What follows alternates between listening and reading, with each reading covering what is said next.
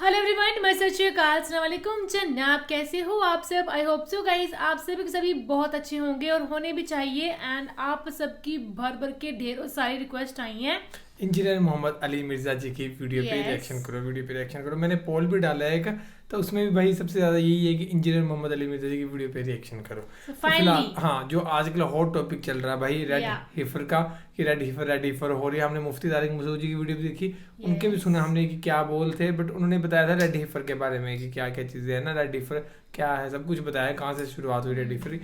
और आज की वीडियो होने वाली इंजीनियर मोहम्मद अली मिर्ज़ा जी की, और ये बताएंगे रेड हीफर का जो करंट इशू चल रहा है, क्या चल रहा है। उन्होंने 5 रेड हीफर खरीदे हैं इसराइल वालों ने, तो देखते हैं भाई ये क्या कहते हैं, क्या जिक्र करते हैं इस चीज़ के बारे में। वीडियो को पूरा देखते हैं और फिर करते हैं बाकी बातें डिस्कस। हमें तो कमेंट्स में भाई ये भी आ रहा है रेड हीफर वाली वीडियो में कि क़यामत के इसके बाद 10 साइंस होंगे, वो आने वाली है क़यामत, ये वो सब कुछ क़यामत का आ रहे हैं कमेंट्स बहुत ज़्यादा।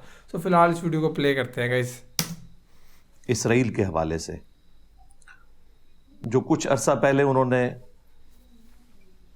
5 रेड कलर के रेड हाइफर, जिनको नाम दे रहे हैं, रेड हाइफर इंग्लिश में कहा जाता है। हाइफर का वर्ड गाय के लिए बोला जाता है, और ऐसी गाय के जिसको कभी भी खेती बाड़ी के लिए यूज़ ना किया जाए, कभी उसका दूध ना दोया जाए, और इस तरीके से यानी वो बिल्कुल जवान हो। उनकी जो अपनी शरीयत है टेम्पर्ड फॉर्म में, उसके तहत कम से कम उसकी उम्र 3 साल होगी तो वो उसकी कुर्बानी करेंगे, और वो अप्रैल 2024 के अंदर उसकी उम्र 3 साल हो जाएगी सबकी। अमेरिका से उन्होंने ये 5 खरीदी थी, $5 लाख के एवज। हर एक की कीमत $1 लाख है। $1 लाख सोचो। अब वहाँ से वैसे इंपोर्ट करने के ऊपर पाबंदी है इस तरह के जानवर, वो उन्हें पेट्स की फॉर्म में लाने पड़े हैं। इस इशू को उठाया TRT चैनल जो है टर्की वालों का, तुर्किये का, सबसे पहले उन्होंने उठाया, और उसके बाद फिर आपने देखा है कि पूरी दुनिया में मुसलमान स्पीकर्स इसके ऊपर बात कर रहे हैं, मुख्तलिफ वीलॉग्स बना रहे हैं, मुख्तलिफ वीडियोज़ रिकॉर्ड करवा रहे हैं, मुख्तलिफ चैनल्स के ऊपर इसके हवाले से डिस्कशन हो रही है। हालांकि इसमें से कुछ भी नहीं निकलना, ना तो हमारी मर्जी से कुछ होना है और ना उनकी मर्जी से कुछ होना है। सबसे बेस्ट चीज़ मेरे को इंजीनियर मोहम्मद अली मिर्ज़ा की ये लगती है भाई, ये बिल्कुल जेन्युइन चीज़ कहते हैं। वो चाहे अपने कम्युनिटी के खिलाफ हो, अपने ही देश के खिलाफ हो, वो बिल्कुल अकीदे के साथ सच्ची चीज़ कहते हैं भाई कि ये चीज़ गलत है, ये चीज़ सही है, ये चीज़ गलत है। अब कई बार होता है ना, इंडिया और पाकिस्तान की कोई गुफ्तगू होती है, कुछ बात हुई होती है, वो तब भी कहते हैं कि पाकिस्तान भाई इस जगह पे गलत है। हाँ, हालांकि ये इंडिया ने ये चीज़ गलत की है, वो सब कुछ पूरा सही कहते हैं, इसलिए बहुत बेस्ट लगते हैं। और पुरानी वीडियोज़ पे हमें तो भाई इनके कमेंट्स पे आते थे बहुत प्यारे प्यारे। ये वाला चैनल अभी तक आई थिंक इनके पास पहुँचा नहीं है। लोग डरे बैठे हैं, वो लोग जिनका ईमान कुरान के ऊपर था, वो यहूदियों की एक्टिविटी की वजह से परेशान है कि कहीं दज्जाल ही ना निकल आए। दज्जाल को ना कोई मुसलमान निकाल सकता है, ना कोई यहूदी निकाल सकता है। कुरान और सुन्नत की रोशनी में जितनी चीज़ें हमारे सामने मौजूद हैं, उसमें तो अभी दूर दूर तक कोई ऐसी सूरत हाल नज़र नहीं आ रही। रहा मुसलमानों का इशू, तो वो तो मुसलमानों पे जब भी कभी कोई मुश्किल वक्त आए तो वो इमाम महदी के आने का इंतज़ार करना शुरू कर देते हैं और दज्जाल के निकलने से मुतल्लिक खबरें देना शुरू कर देते हैं। इससे ज़्यादा मुश्किल वक्त मुसलमानों पे तातारियों की शक्ल में आया था, और वो इतना बड़ा फितना था कि उसके आगे कोई बंद नहीं बांध सका, ता वक्त के अल्लाह ताला ने उसे कमज़ोर किया, और फिर उन्हीं में से लोगों ने इस्लाम भी कबूल किया। उस वक्त जो कुछ मुसलमानों के साथ हुआ, आजकल तो जो हो रहा है ये उसका अशर अशीर भी नहीं है। उस वक्त भी लोगों ने यही कंक्लूड किया कि बस उम्मत ख़त्म के ख़त्म। 8 से 100 साल पहले तक आप दुनिया में कोई मुसलमान मुल्क दिखा सकते थे जो आज़ादी के तौर पर ज़िंदगी गुजार रहा हो। आज फिर से 60 इस्लामिक मुल्क मौजूद हैं, अल्हम्दुलिल्लाह। जब से ये वर्ल्ड वार 2 के बाद एम्पायर्स का सिलसिला ख़त्म हुआ है, अगरचे मुसलमानों को आज़ादी मिल गई है, लेकिन ये याद रखिएगा कि ओवरऑल हुक्मरान दुनिया के وہی الائڈ فورسز ہیں جنہوں نے ورلڈ وار 2 کے اندر کامیابی حاصل کی تھی. لیکن اس دفعہ ورلڈ آرڈر چینج ہو گیا. پہلے تو جو بھی قبضہ کرتا تھا دوسرے کے ملک کے اوپر وہ اس پہ براہ راست حکومت کرتا تھا. لیکن اب چونکہ قوموں نیشنز کی بنیاد کے اوپر ملک بن چکے ہیں, امپائرز ٹوٹ چکی ہیں, لہٰذا اب جو رول کرنے والا معاملہ ہے وہ ڈائریکٹ نہیں ہے, انڈائریکٹ ہے. یہ ہم لوگ جو آئے دن گلا کرتے ہیں یورپین طاقتوں کے حوالے سے, امریکہ کے حوالے سے کہ وہ انٹرفیئر کرتے ہیں, تو ان کو حق پہنچتا ہے انٹرفیئر کرنے کا, کیونکہ انہوں نے دنیا کو فتح کیا ہے. اور اس دفعہ چونکہ فتح کر کے انہوں نے ملک ہمارے حوالے کیے اور صرف حکمرانوں کو قابو کیا, اس لیے ہمیں لگتا ہے کہ ہمیں آزادی ملی ہوئی ہے. اس وقت حکومت انہی کے پاس ہے جنہوں نے دوسری جنگ عظیم کے اندر پوری دنیا کو شکست دی. سلطنت عثمانیہ جنگ عظیم اول میں ختم ہوئی اور کوئی تھوڑی بہت رمق تھی تو ورلڈ وار 2 کے بعد وہ بھی ختم ہوگی مسلمانوں کی. لہٰذا اب اس پریزنٹ ورلڈ کے اندر صرف جوش پہ مبنی تقریریں کرنے سے, باتیں کرنے سے, وی لاگز بنانے سے کوئی مسئلہ حل نہیں ہونا جب تک کہ ہم انہی اصولوں کے اوپر ترقی نہیں کریں گے جن اصولوں کے اوپر آج کے ماڈرن ورلڈ کے اندر قوموں نے اپنا مقام حاصل کیا ہے, یعنی سائنس اور ٹیکنالوجی کے اندر. باقی آپ کو جو مرضی کوئی کہتا رہے کہ جی ہم 2 ارب ہیں, 2 ارب چھوڑ دیں آپ 10 ارب بھی ہوں تب بھی کوئی فرق نہیں پڑتا جب تک آپ کے پاس ٹیکنالوجی نہیں ہے. یہ ذہن میں رکھیے گا. میں بار بار ایک مثال دیتا ہوں, لوگوں کو بری لگتی ہے, آج میں نام لیے بغیر مثال دے دیتا ہوں. مسلمانوں کے بڑے جنگی لیڈروں میں سے کوئی پرانا لیڈر, اس جیسے 1000 لوگ بھی آج اگر میدان جنگ میں اتر آئیں تو ایک یہودی کلاشن کوف کے ساتھ, یہ بھی اب خیر پرانا انسٹرومنٹ ہو گیا ہے, اب تو اس سے جدید اسلحے آ چکے ہیں, وہ سامنے سے آئے تو کوئی اس ایک کا مقابلہ نہیں کر سکتا, سیدھی سی بات ہے. اور جو سب سے بڑا ایشو اس وقت مسلمانوں کے ساتھ ہے وہ ایئر سٹرائکس والا ایشو ہے. ہمارے پاس فضائیہ کی جو طاقت ہے یہ بہت کمزور ہے ایز کمپیئر ٹو امریکہ کے اور یورپ کے, اور یہی وجہ ہے کہ طالبان کو 20 سال لگے ہیں, ابھی بھی انہوں نے کوئی امریکنز کو شکست نہیں دی ہے. امریکہ خود چھوڑ کے چلا گیا افغانستان, کیونکہ انہیں ایک بھاری ایک خرچہ کرنا پڑ رہا تھا. ادروائز اگر اب بھی وہ چاہتے تو سسٹین کرتے. زمینی جنگ میں وہ مقابلہ نہیں کر سکتے تھے, اور اس میں بھی کوئی مسلمانوں کا بنایا ہوا اسلحہ نہیں تھا, یہ اسلحہ رشیا دیتا تھا طالبان کو. ظاہر ہے ان کے پاس تو کوئی ٹیکنالوجی نہیں ہے. رشیا نے جو کولڈ وار ہاری تھی امریکہ سے انہی افغانیوں کے تھرو, اس کا بدلہ پھر انہوں نے اتارا. تو اسلحہ ان کا, ٹیکنالوجی ان کی, اور ہمارے پاس صرف وی لاگز ہیں بنانے کے لیے, لوگوں کے خون گرمانے کے لیے. تو ان خوابوں کی دنیا سے باہر نکلیں اور ریئل ورلڈ کو پہچانیں. یہ کوئی بزدلی والا معاملہ نہیں ہے, یہ حقائق والا معاملہ ہے, اور حقائق کے ساتھ ہی دنیا چلتی ہے. یس. سیدنا خالد ابن ولید رضی اللہ تعالیٰ عنہ اگر میدان جنگ میں تلوار کے ساتھ آتے تھے تو سامنے سے رومن جنرل بھی تلوار کے ساتھ ہی آتا تھا. یہ نہیں تھا کہ اس کے ہاتھ میں کوئی پسٹل تھی, ورنہ وہ تو حضرت خالد ابن ولید کو قریب بھی نہ لگنے دیتا. تو یہ جو آپ کو ایک جھوٹ بولا جاتا ہے نا کہ برابر کا اسلحہ نہیں تھا اور صحابہ کرام نے فتوحات حاصل کر لی, پارشلی یہ بات درست ہے.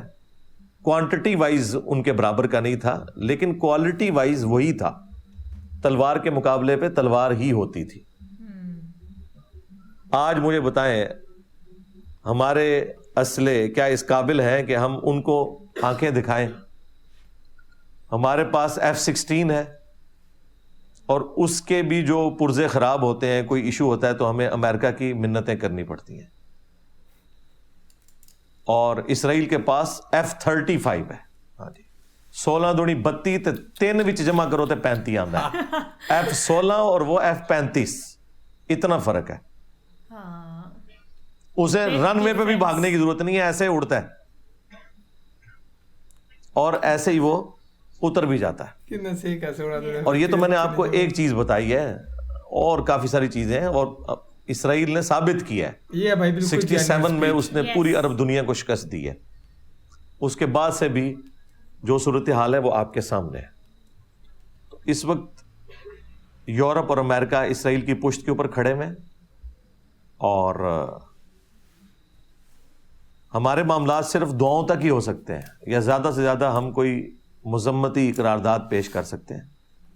باقی یہ کہنا کہ ہم 2 ارب ہیں, ہم یہ کر دیں گے, ہم وہ کر دیں گے, یہ ساری باتیں ہم 7 اکتوبر کو بھی سن رہے تھے, اور اینڈ رزلٹ آپ کے سامنے ہے. میں نے پہلے دن ہی کہہ دیا تھا کہ اب اسرائیل اس معاملے کو فنش کرے گا بالکل. اور لوگ کہہ رہے تھے جی آپ دیکھیں گے یہ ہو جائے گا, وہ ہو جائے گا. میں نے کہا تھا یار خوابوں کی دنیا سے باہر نکلو. ٹھیک ہے, آپ نے ڈالرز بنا لیے ہیں اس طرح کے ویلاگز بنا کے, لوگوں کا خون بھی گرما لیا, نوجوان نسل کے مینٹل ماڈل بھی بدلنے کی کوشش کی, اس میں سے کچھ نہیں نکلے گا. یہ صرف علمی شہوت ہے, ویڈیوز میں پوری کریں, ڈسکشن میں پوری کریں, اس میں سے نکلنا کچھ بھی نہیں ہے. ہاں بالکل ذہن میں رکھیے گا.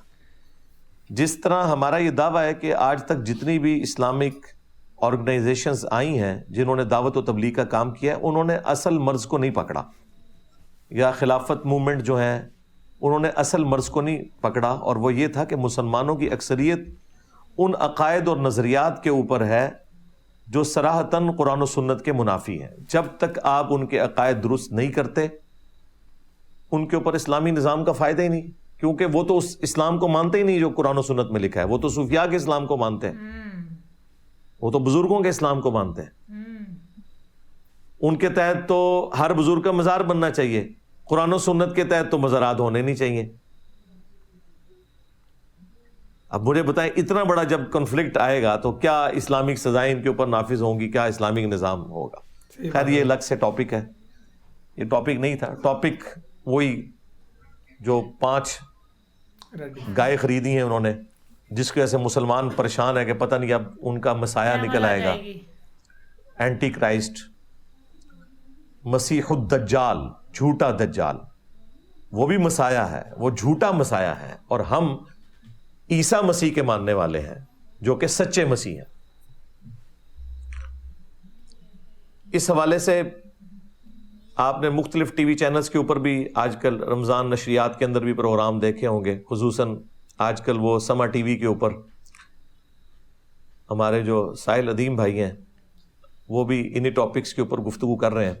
سامنے لا کے انہوں نے ایک بریلویوں کے مفتی صاحب بٹھائے ہوئے ہیں, مفتی سخاوت صاحب, اور ان کا کام یہ ہے کہ جو ساحل صاحب نے بات کرنی ہے اس کے اپوزٹ کوئی بات کرنی ہے تاکہ اسے کاؤنٹر کیا جائے. اور ایک ساتھ ڈمی میوزیم سے ایک عربی بھی بیٹھے ہوتے ہیں جو بس ایسے ایسے کرتے رہتے ہیں. 1-2 دفعہ میں نے ان کو بولتے ہوئے دیکھا یا دعا کرواتے ہوئے, باقی وہ مسکراتے ہیں اور ایسے ایسے کرتے ہیں. ان کا اتنا ہی کام ہے.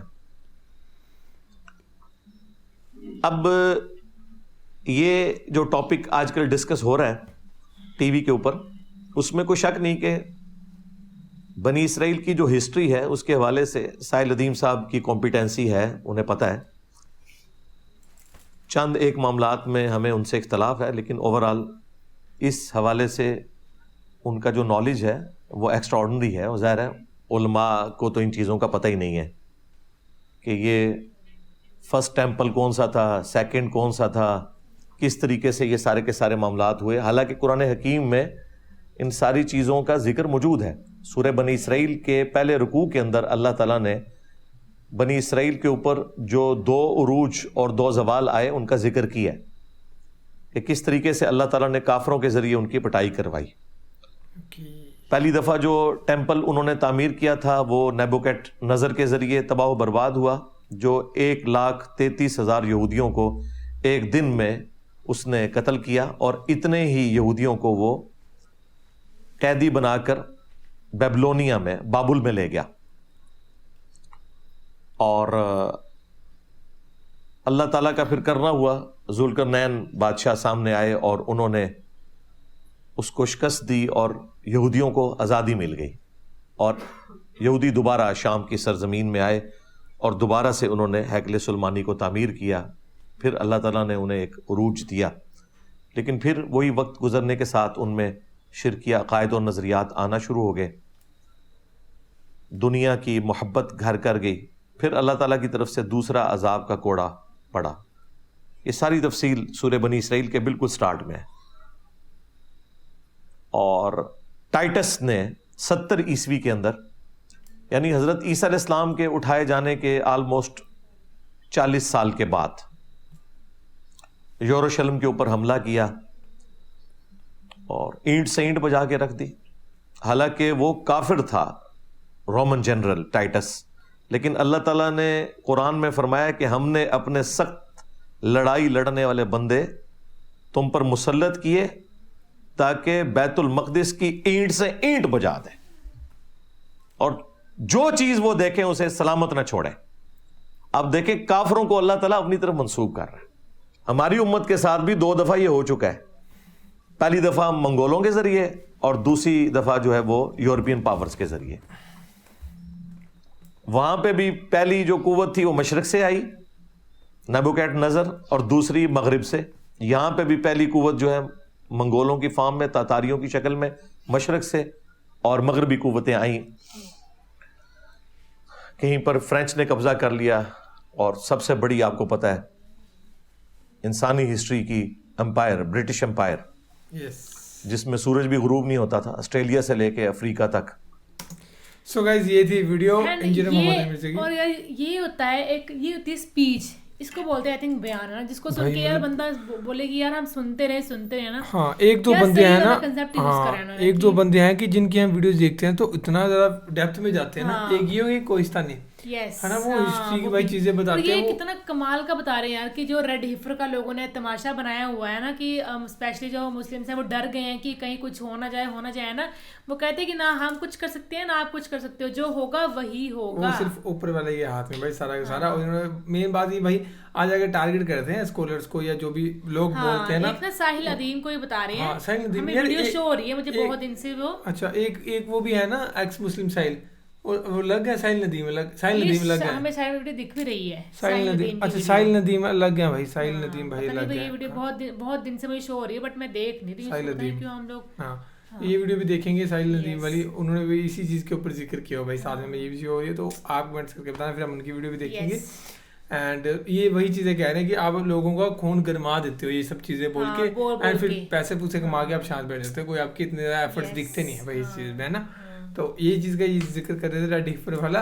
اینڈ دیکھتے ہیں بھائی، انہوں نے کہا ہے کہ 3 سال، یہ ہم نے بھی پچھلی ویڈیوز میں یہ ذکر سنا تھا کہ 3 سال 2 یا 3 سال کے وہ ہوتے ہیں، بٹ انہوں نے ایگزیکٹ بتا دیا کہ 3 سال کے جب وہ ہو جاتے ہیں ان کی قربانی دے دی جاتی ہے۔ اینڈ انہوں نے کہا کہ 3 سال ان کو اپریل کے مہینے میں ہی ہو رہے ہیں۔ اب یہ نہیں پتا کہ وہ ان کے کب سیکریفائس کرتے ہیں، اپریل میں کرتے ہیں اس کے بعد کرتے ہیں، یا کرتے بھی ہیں یا کسی کارن نہ بھی ہوتا ہے، دیکھتے ہیں بھائی کیا رہتا ہے وہ۔ اینڈ باقی فی الحال یہ ویڈیو ہے، thank you so much for watching, video ملتے ہیں نیکسٹ ویڈیو میں۔